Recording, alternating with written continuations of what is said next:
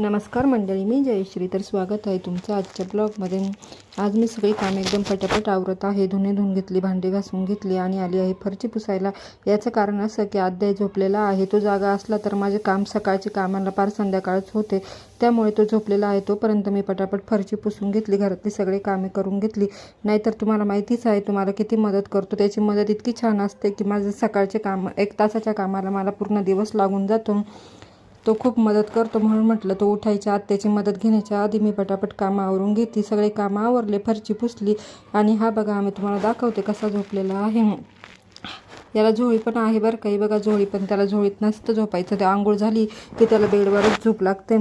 झोळीत फक्त त्याने खूप त्रास दिल्यावरच टाकते मी त्याला. नंतर साहेब झोपेतून उठले आणि आले फ्रीजमध्ये काही खाऊ शोधायला. दोघं जण इतकं सारखे येतात जातात, ते फ्रीज उघडत असतात. त्यात त्यांना काही खाऊ सापडतो की नाही हे चेक करत असतात.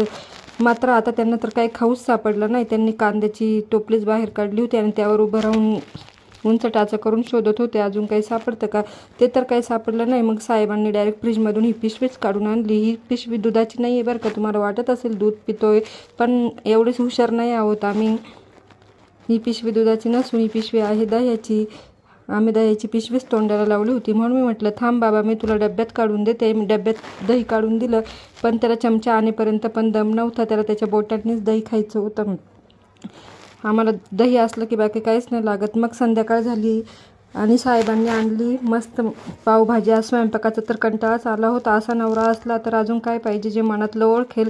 मग आमच्या साहेबांनी मस्तपैकी अशी पावभाजी आणली होती. बटर लावलेले पाव आणि भाजी बघूनच तोंडाला पाणी सुटले.